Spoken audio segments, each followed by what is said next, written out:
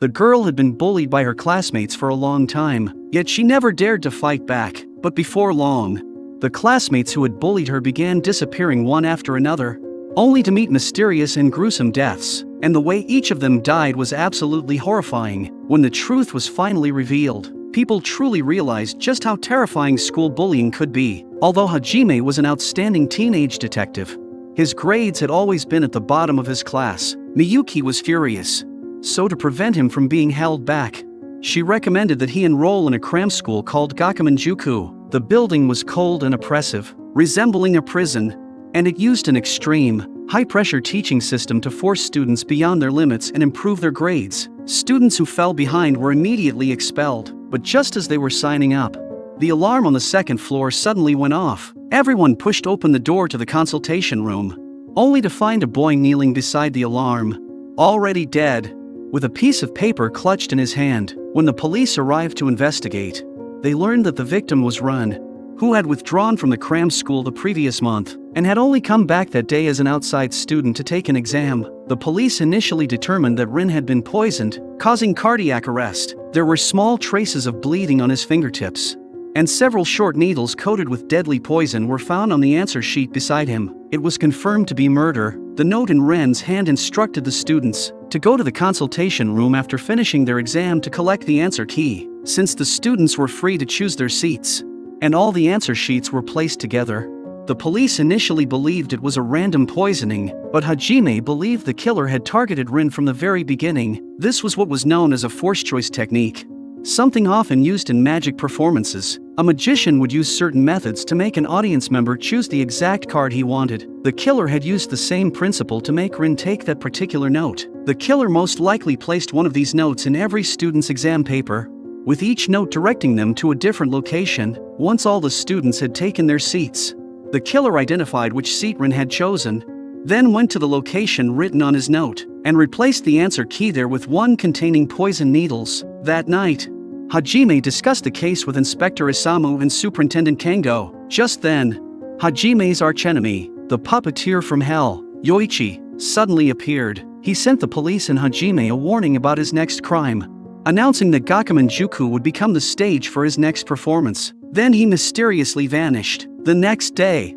everyone traveled to the Gakumenjuku training camp. The campus was divided into two separate areas. The humanities students stayed at Solar Lodge, while the science students stayed at Lunar Lodge. Hajime, Eureka, Akiko, Daisuke, Kyoko, Sota, Manabu, Japanese teacher Ranko, and English teacher Ichiyo, who always wore a mask because his face had been badly burned, stayed at Solar Lodge. Meanwhile, Miyuki, Kono, Hitomi, Toru, chemistry teacher Takayuki, and Superintendent Kengo, who was disguised as a teacher, stayed at Lunar Lodge. The training camp was extremely strict. Students were forbidden from keeping their phones, could not bring any unnecessary belongings, and were even given standardized clothing to wear. Before they departed, Kengo secretly gave Hajime and Miyuki phones, so they could contact each other whenever necessary. Solar Lodge and Lunar Lodge were far apart, with the journey between them taking about an hour. At the entrance of each campus, there were large words engraved above the gates. Once the training began, the teacher at Lunar Lodge, Takayuki, instructed the students to put their shoes in the lockers and place their personal belongings into paper bags in designated areas. Because Toru ranked last in his class, he was locked inside a private study room. Toru was terrified and extremely nervous. At Lunar Lodge, from 7 o'clock to 8 o'clock in the evening, the students were required to take a walk in the forest.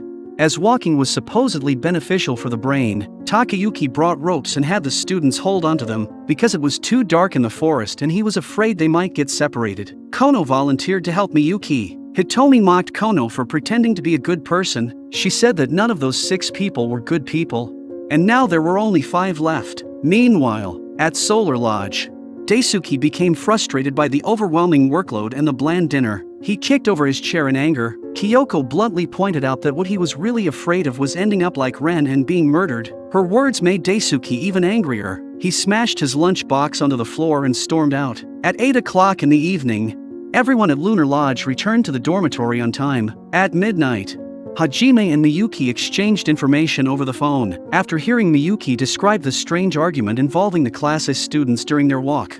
Hajime became deeply suspicious that Gakumenjuku was hiding a terrible secret. Meanwhile, English teacher Ichiyo was in disguise. He was actually the puppeteer from hell, Yoichi. The next day at noon, after class ended, the students were only given energy bars and bottled tea to keep them going, but Eureka simply poured the entire bottle of tea out. At 1:15 in the afternoon, Lunar Lodge teacher Takayuki ran out of chalk while teaching chemistry, so he sent Kono to the storage cabinet at the end of the hallway to get some. But the moment Kono opened the storage cabinet, his face suddenly turned pale, and he collapsed to the ground. Kengo waited for a long time, but when Kono still hadn't returned, he immediately went out to search for him. All he found was the chalk lying on the floor in front of the storage cabinet, but Kono was nowhere to be seen. Takayuki assumed that Kono couldn't handle the pressure of the training camp and had run away on his own, believing that he would return soon. But strange incidents continued to unfold one after another. At 2:15 in the afternoon,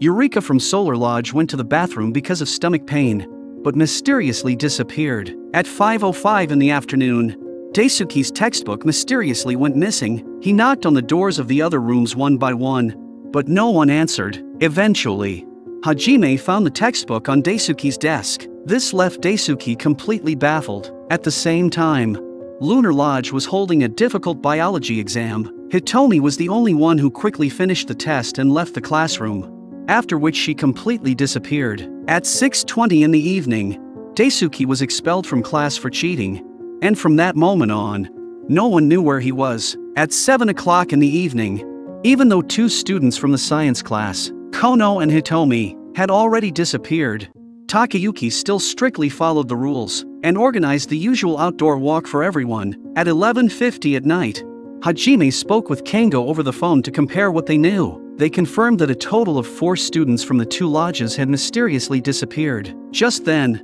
Takayuki found Kengo and led him into the forest. Takayuki said he had seen a fire burning in the forest, and that there was a strong smell of something burning in the air. Soon, they were horrified to discover a corpse lying on the ground, with its upper body engulfed in flames. Takayuki immediately recognized the victim as Kono, who had disappeared earlier. Just then, a student hurried over to report a second murder. Hitomi had been brutally murdered inside the classroom. Her body was bound with red and blue ribbons, her twisted figure resembling someone possessed by an evil spirit. Meanwhile, back at Solar Lodge, Sota suddenly screamed. Hajime looked out the window and saw Eureka's body impaled by the sharp tip of a bamboo stalk in the bamboo grove, with blood soaking through her clothes. Before the shock had even subsided, everyone noticed that teacher Ranko was standing motionless in the doorway of a pitch-black classroom. Hajime rushed to the scene and was horrified to find that Daisuke had been hanged. 4 murders had occurred in succession, and there was a bizarre pattern behind them. The killer had arranged each murder to correspond to the subject being taught in class. Before Eureka disappeared, the class had been studying the tale of the bamboo cutter, and she had been killed by being pierced by bamboo. During the period when Daisuke disappeared, the class was studying literature, and the protagonist in the book was hanged, which perfectly matched Daisuke's cause of death. Kono being burned alive corresponded to the combustion reaction taught in chemistry, and Hitomi being bound with red and blue ribbons corresponded to the double helix structure of DNA taught in biology. Using Kengo's expertise in examining corpses, Hajime determined that the 4 victims had died at exactly the times when their respective classes were taking place. At those moments, everyone was inside their classrooms, giving them all perfect alibis. Moreover, Lunar Lodge and Solar Lodge were an hour apart, making it virtually impossible for the killer to travel between the 2 locations to commit the murders. Just when the investigation reached a dead end, Ranko suddenly remembered one suspicious detail. Toru, who had been locked inside a private room by Takayuki, was the only person there without an alibi. But when Kengo and Takayuki urgently opened the private room, Toru was already dead. Inside the storage cabinet, they found objects corresponding to the circumstances of all 4 murders. They initially concluded that Toru was the real killer and had committed suicide out of guilt after carrying out the murders. Afterward, teacher Ranko revealed to everyone that Kengo was actually a police officer. He would be responsible for investigating the cases at Lunar Lodge, while Hajime would lead the investigation into the series of murders at Solar Lodge. Hajime questioned each of the students, from Kyoko, he learned that Eureka was allergic to buckwheat. The drink she had poured away earlier had contained buckwheat ingredients, combined with everyone's testimony. A long-buried incident from the past gradually came to light. Years ago, there was a boy named Shuji at the cram school. He was kind-hearted, an excellent student, and highly regarded by both the teachers and his classmates, but his presence completely overshadowed the academic achievements of the other 6 students, driven by jealousy and malice. The 6 students bullied Shuji for a long time. Eventually, they secretly switched his life-saving medication, indirectly causing Shuji's death. It was obvious that this series of murders was a revenge tragedy born from their past cruelty, and on the day Shuji was killed, Ran, Eureka, Kono, Hitomi, Daisuke, and Toru had all suddenly taken the day off. Hajime then learned a shocking piece of information from Inspector Isamu. The key figure, Shuji, was actually Takayuki's illegitimate son. On top of that, Kengo pointed out 2 extremely suspicious details to Hajime. Takayuki had personally participated in the renovation of both Lunar Lodge and Solar Lodge, yet deliberately concealed what had been changed. He merely brushed it off by claiming that they had removed some decorations that interfered with studying, while insisting that nothing else had been altered. There was another strange detail. At the scene where Kono had been set on fire, Kengo noticed that although the flames were concentrated on Kono's upper body,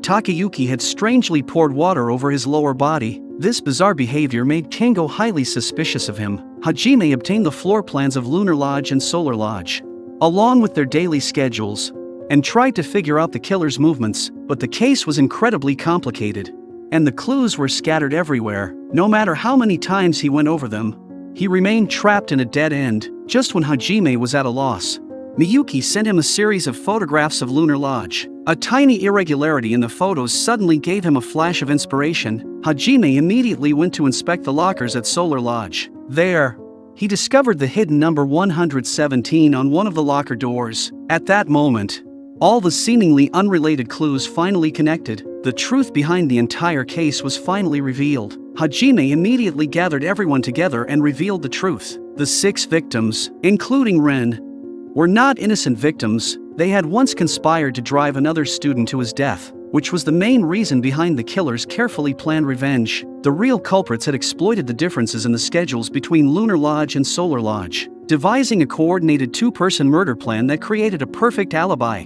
While the murders at Solar Lodge were taking place, the students at Lunar Lodge were taking a break and eating, and when the murders at Lunar Lodge occurred, everyone at Solar Lodge was enjoying their free time. The 2 killers took turns committing murders at the 2 campuses, perfectly avoiding suspicion. Takayuki was the one who manipulated every opportunity for the victims to be alone. He deliberately made Hitomi's exam extremely easy, which was why she was the first to finish and leave the classroom. Takayuki had secretly torn pages from Daisuke's textbook and scattered them on the floor, then used Daisuke's history of cheating as an excuse to kick him out of the classroom. He sent Kono alone to retrieve chalk under the pretext that they had run out, and then murdered him. As for Eureka's murder, Takayuki had poisoned all the energy bars while putting an antidote into every drink containing buckwheat. Everyone who ate the poison energy bars drank the beverages and avoided being poisoned because they contained the antidote. But Eureka, who was allergic to buckwheat, poured her drink away without drinking it. After being poisoned, she suffered stomach pain and left the group alone, where she was subsequently murdered. Takayuki argued that he could not possibly have committed murders at both campuses within such a short period of time, but Hajime immediately exposed his trick. In reality, everyone had been at Solar Lodge from beginning to end during the entire training camp. Takayuki had used the nighttime walks as an opportunity to secretly move everyone from Lunar Lodge to Solar Lodge. Taking advantage of the darkness and the winding, maze-like paths, he had also moved everyone's small amount of personal belongings there in advance. Because the rooms in the 2 buildings were completely identical, everyone was completely fooled, and never realized that they had been moved to another location. This also perfectly solved the seemingly impossible problem of committing murders across such a long distance. Hajime spread out the floor plan of Solar Lodge and completely exposed the spatial trick Takayuki had carefully devised. On the 2nd floor of Solar Lodge was a locked lounge that divided the entire floor into 2 sections. The eastern side belonged to the humanities students,